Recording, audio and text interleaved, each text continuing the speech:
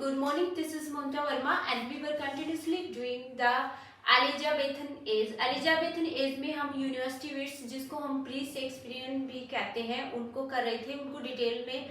Last class में हमने Thomas Nash को डिटेल में डिस्कस किया था, उसके जितने भी वर्क थे, कौन सा वर्क को डिटेल में पढ़ना है, कौन सा को सिर्फ टाइटल याद रखना है।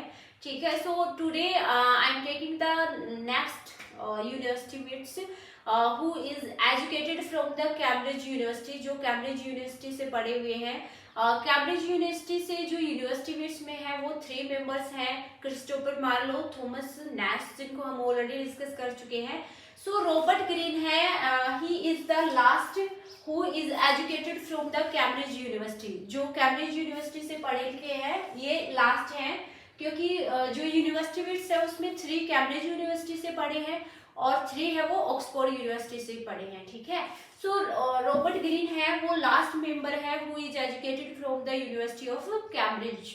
He is also include in the university wits. And Robert green है, he is famous for his romantic comedy. Romantic comedy इसने लिखा है, उसके लिए काफी फेमस है। इसका वर्क देख लेते हैं। सबसे पहले रॉबर्ट ग्रीन है, he is the first person of the 16th centuries to criticise the England poets. England poet मतलब जो इंग्लैंड के one of the great poets में आते हैं, ग्रेट प्ले राइटर हैं, ग्रेट जो पोइट हैं is William Shakespeare. William Shakespeare को क्रिटिसाइज करने वाला रॉबर्ट ग्रीन फर्स्ट पर्सन है 16th centuries में। इसने विलियम शेक्सपियर को क्रिटिसाइज किया अपने वर्क में। ठीक है, तो फर्स्ट वर्क हम वही देख लेते हैं जिसमें रॉबर्ट ग्रीन ने विलियम शेक्सपियर को क्रिटिसाइज किया है। ए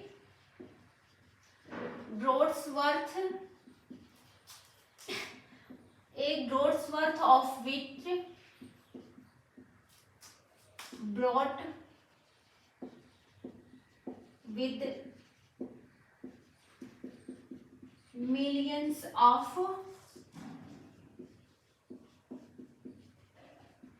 repentance।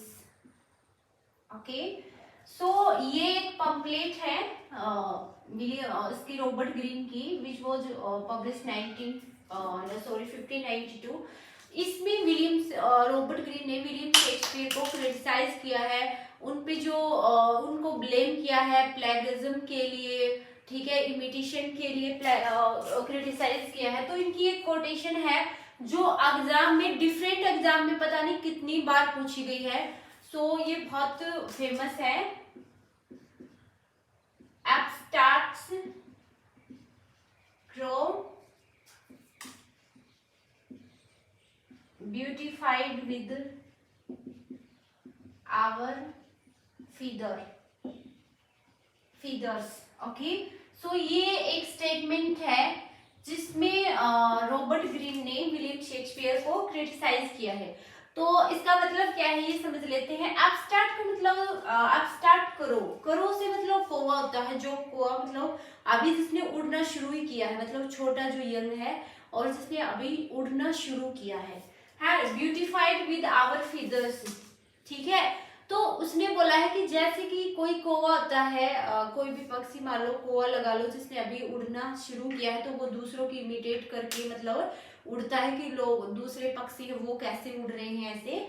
तो इसका सिंबॉलिक मीनिंग ये है कि उन्होंने शेक्सपियर को बोला है कि he imitate to the university wits. Specially जो क्रिस्टोफर मार्लो है, उनकी जो पोएटिक डिक्शन था, उसकी राइटिंग स्टाइल थी लिखने की, या उसकी जितनी भी ट्रेजेडी लिखी थी क्रिस्टोफर मार्लो ने, तो विलियम शेक्सपियर है उन्होंने काफी इमिटेट किया है क्रिस्टोफर मार्लो को, उनकी पोएटिक स्टाइल को इमिटेट किया है। स्पेशली जो क्रिस्टोफर मार्लो ने अपने प्ले लिखे हैं ब्लैंक वर्स में, तो विलियम शेक्सपियर ने भी काफी अपने प्ले हैं वो ब्लैंक वर्स में लिखे हैं, और उसकी जो प्ले हैं वो भी क्रिस्टोफर मार्लो के प्ले से काफी इंस्पायर्ड हैं। जैसे जितने भी उनके 4-5 जो प्ले हैं विलियम शेक्सपियर, जब हम विलियम शेक्सपियर को मैंने डिटेल में करवा रखा है। अगर आपने विलियम शेक्सपियर की का डिटेल में करना है बिल्कुल, उसके एक एक वर्क को एक एक स्टोरी के साथ मैंने बिल्कुल डिटेल में कवर करवा रखा है। अगर आपको करना है तो प्लेलिस्ट में जाइए, वहाँ William Shakespeare work of William Shakespeare नाम से प्लेलिस्ट है, वहाँ मैंने विलियम शेक्सपियर की 20 से भी ज्यादा क्लासेस हैं जिनमें मैंने विलियम शेक्सपियर को कंप्लीट करवाया था, ठीक है। सो नेक्स्ट इस पे बात कर लेती हूँ। उन्होंने विलियम शेक्सपियर को क्रिटिसाइज किया है कि he is just come in the field of writing at to province, he is new in the field of writing, क्योंकि जो ये जो ड्रामेटिस्ट थे यूनिवर्सिटी विट, वो विलियम शेक्सपियर से पहले उन्होंने शुरू किया था प्ले लिखना और वे पहले आए थे, ठीक है। तो विलियम शेक्सपियर है जस्ट उनके बाद आया है, इनके बाद। तो ऐसा माना जाता है कि विलियम शेक्सपियर है उसने इमिटेट किया है क्रिस्टोफर मार्लो की पोएटिक स्टाइल को। तो उनको बोला है कि he just came in the field of writing and he is imitating to the university wit, he is imitating as for his writing style. उसका जो भी उसका सब्जेक्ट मैटर है या उसकी लैंग्वेज डिक्शन जो भी है सब कुछ को उन्होंने इमिटेट किया है, तो इसलिए इसको बोला है आप स्टार्ट करो ब्यूटिफाइड विद आवर फिगर। ये स्टेटमेंट आपको 101% जितने चाहे स्टार लगा सकते हो, 100%। पता नहीं कितनी बार डिफरेंट लिटरेचर्स की जो एग्जाम है नेट में पूछी गई है, गेट में पूछा गया है, इसको एंट्रेंस में पूछा गया, इवन पीजीटी में भी आया है ये स्टेटमेंट एक दो बार। पीजीटी के जो एग्जाम होते हैं उसमें भी आया हुआ है, तो ये आपको याद रखना है। इसको डिटेल में पढ़ने की कोई जरूरत नहीं है, जो वर्क मैं आपको बताऊँ उसको डिटेल में पढ़ो, ठीक है। उसको मैं इवन डिटेल में साथ साथ करवा भी रही हूँ, तो इसको बाकी कुछ पढ़ने की जरूरत नहीं है। इसमें सिर्फ आपकी इसकी स्टेटमेंट है उसको ध्यान में रखो। ये स्टेटमेंट है, कई बार ये भी पूछ लेते हैं कि ये जो स्टेटमेंट है स्पोकन बाय विच राइटर, ठीक है, या विच पोइट, तो ऐसे भी पूछ लेते हैं, या इसने किसको क्रिटिसाइज किया है ये भी पूछ लेंगे, ठीक है। सेकंड इसका जो रोमांटिक कॉमेडी है दैट सॉरी जो रोमांटिक कॉमेडी है पेंडोस्टो, इसका सबटाइटल है triumph of time, Pandosto triumph of time, publication है 1588। So Pandosto triumph of time है, ये एक रोमांटिक कॉमेडी है, रोमांटिक कॉमेडी, ठीक है। सो इसमें पेंडोस्टो होता है, Pandosto he is the king of Bohemia, he is the king of Bohemia.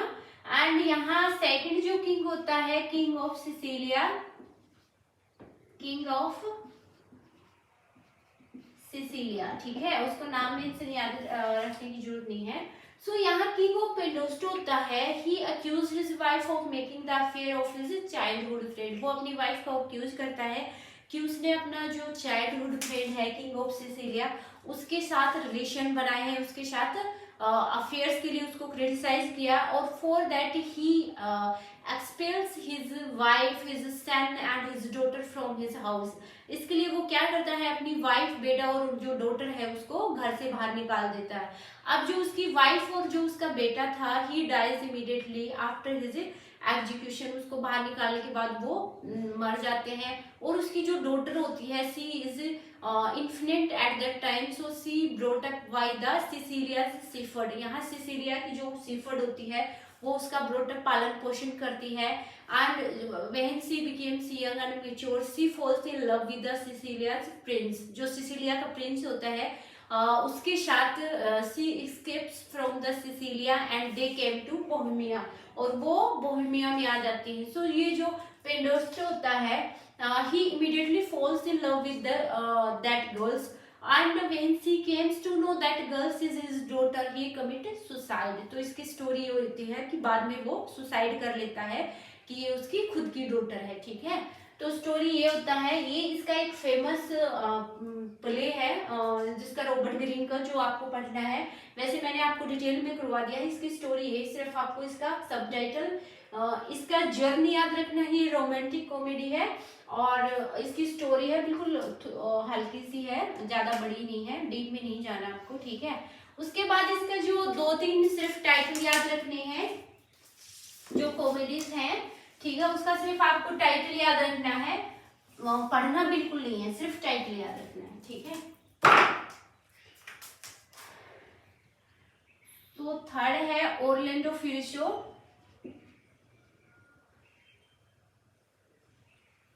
Orlando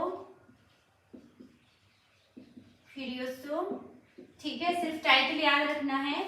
fourth है the Scottish history of James fourth, the Scottish history of James fourth, okay. And last one है